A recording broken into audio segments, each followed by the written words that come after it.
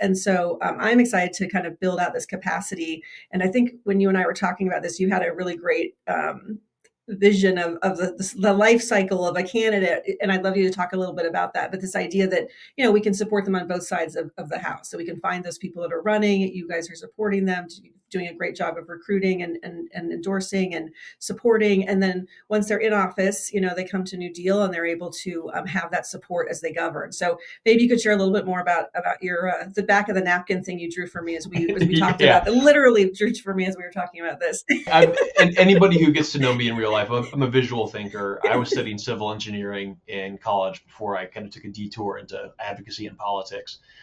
And the way that I like to think about political life is that there's kind of these three distinct phases.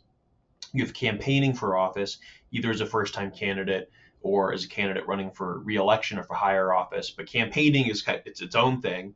Then you have the governing, which once you've hopefully won your campaign, you're in office, you have the opportunity to actually govern. And then you have your home life, which is, I think, especially for millennial and increasingly now Gen Z lawmakers, that's an increasingly important part of the conversation.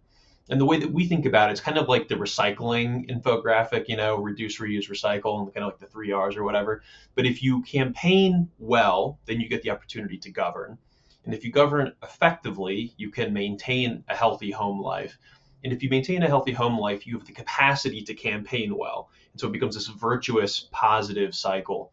And when we talk with our leaders about how do they find balance in those three things, there's always give and take, right? Thankfully, you don't have to campaign literally 24/7, 365, even though sometimes it can feel that way, especially with all the TV ads as you get closer to elections. Sure.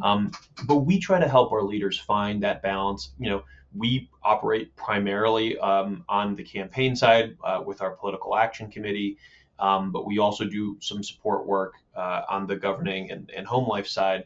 But when I think about my experience as a new dealer, those last two categories on the governing and to some extent on the home life piece, there's been a lot of support from New Deal. And so for us, it seemed like a very natural partnership to bring us together. And again, like frankly, to try and create comprehensive structures that can be competitive with what the right has done so effectively for so many decades.